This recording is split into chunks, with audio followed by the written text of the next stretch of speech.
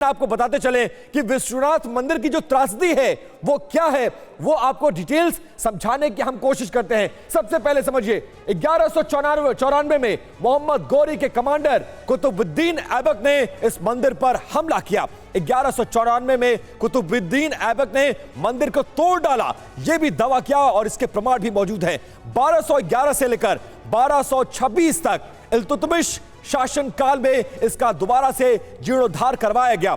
1211 से लेकर 1226 के बीच गुजरात के कारोबारी ने मंदिर का जीर्णोद्धार कराया, जो इससे पहले तोड़ दिया गया था। 15वीं शताब्दी में 15वीं सदी में जौनपुर के राजा हुसैन शाह के शासनकाल में एक बार फिर से इस मंदिर को, काशी विश्वनाथ मंदिर को तोड़ा गया और उसके बाद आप समझिए कि तब से लेकर यह दावा, कई बार यह मंदिर बना, कई बार यह तोड़ा गया, लेकिन उसके बावजूद एक बार फिर से अदालत ने यह सर्वे कराने का फैसला किया। Hello doctor, Tanvi herbals app या वेबसाइट से आज ही फ्री चेकअप के लिए अपॉइंटमेंट लें। तन्वी डॉक्टर से फोन या व्हाट्सएप पर बात करें और रहें फिट एंड फाइन। आपका herbal specialist Tanvi herbal clinic, ताकि जो इस पर दावा है उसकी सच्चाई को समझा जा सके। और देखिए, हमारे साथ कई खास मेहमान जुड़ गए हैं, उनका रुख कर लेते हैं। पारुल खेड़ा, जो कि सुप्रीम कोर्ट में इस पूरे मामले में याचिका करता है, वो हमारे साथ जुड़ गए। मैम, बहुत स्वागत है आपका। मौलाना राशिद शरीफ, जो कि अध्यक्ष हैं दक्षिण भारतीय मुस्लिम पर्सनल लॉ बोर्ड के, वो भी हमारे साथ जुड़ गए। सर, आपका भी बहुत स्वागत है। और इसके अलावा विनोद बंसल, जो कि प्रवक्ता हैं विश्व हिंदू परिषद के। पारुल जी, सबसे पहले मैं आपके पास आना चाहूंगा और यह समझना चाहूंगा, चूंकि इस पूरे मामले में सुप्रीम कोर्ट में आप याचिका करता है, आज जो एसआई सर्वे शुरू कर रही है, कितनी उम्मीदें, क्या लग रहा है जो दावे किए गए हैं उसमें कब तक और कितनी सच्चाई है और कब तक ये सच सामने आ जाएगा? देखिए, प्रत्यक्ष को प्रमाण की आवश्यकता नहीं है, वहां साक्षात हमें शिवलिंग मिल गए हैं। और अभी जैसा बता रहे थे, सावन का महीना चल रहा है, इससे बेहतर दिन क्या होंगे एक सर्वे करने का और बताने का कि एक शिव मंदिर हमारा अपना ज्योतिर्लिंग है।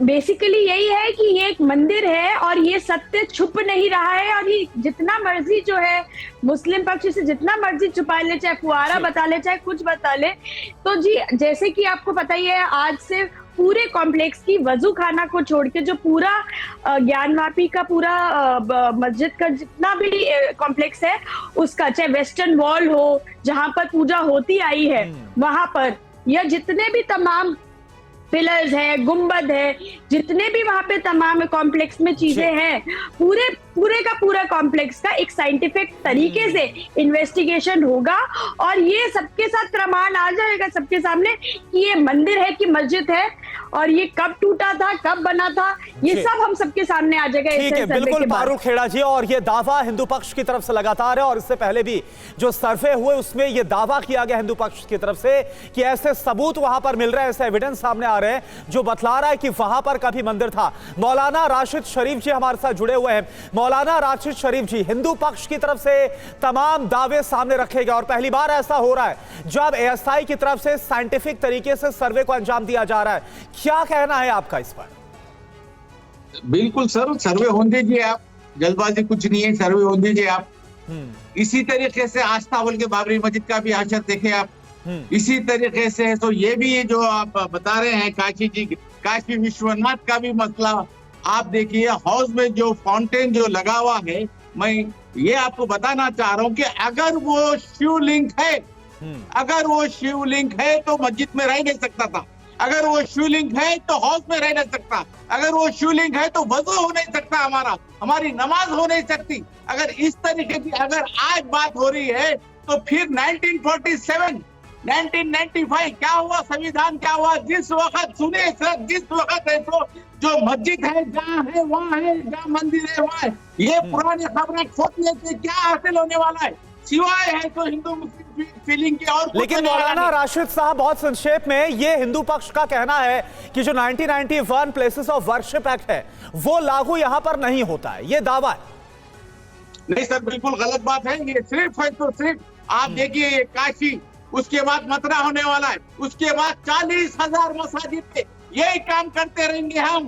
डेवलपमेंट को छोड़ दीजिए, काम को छोड़ दीजिए, मणिपुर पूरा चल रहा है उसको छोड़ दीजिए, खाली काशी, मथुरा, बाबरी मस्जिद। ठीक है राशिद जी, आपके पास लौटेंगे। आपके अलग दावे हैं, हिंदू पक्ष के अलग दावे हैं। हमारे साथ विनोद बंसल जो कि प्रवक्ता है बीएचपी के, वो भी जुड़े हुए। बंसल साहब, आज के सर्वे से कितनी उम्मीद, और चूंकि ये दावा तमाम इतिहास में किया जाता रहा है, उसके बाद आपको इस दावे से कितनी उम्मीद? और जैसा कि राशिद साहब कह रहे हैं कि अगर ये तमाम चीजें होती तो हम उसमें पूजा अर्चना करते नहीं, और अपना जिस तरह से वो चाहे इबादत करते हो, जिस तरह से नमाज अदा करते हो, वो करते नहीं। तो दोनों तरफ के अपने दावे हैं, किसके दावे में कितना दम, ये बताइए।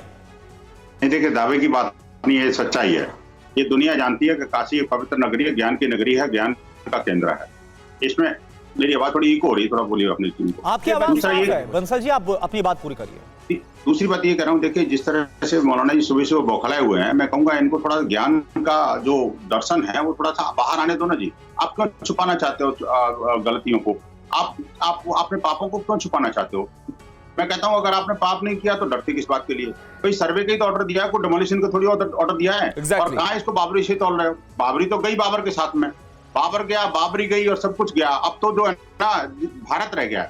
आप देखिए, भारत रह गया तो भारत के साथ आपको जुड़ना पड़ेगा, ज्ञान के साथ जुड़ना पड़ेगा, सच्चाई के साथ जुड़ना पड़ेगा। आप उससे आप भाग नहीं सकते। आप देखिए लगातार जिस तरह से ये जो सच्चाई बाहर ना आ जाए, इससे ये डर रहे हैं। और उससे जो ये कह रहे हैं कि 40,000 ये वो, अरे मैं कहता हूँ जो काशी मथुरा की बात अगर हो रही है, मथुरा की बात हो रही है, मान लो 40,000 की बात हो रही है, तो अगर है तो सच्चाई सामने आ जाने दो यार, क्या दिक्कत है आपको? हम तो नहीं डरते। आप मुझे बताइए कि हम कोई मक्का मदीना में जाकर थोड़ी कोई एक्सकवेशन कर रहे हैं।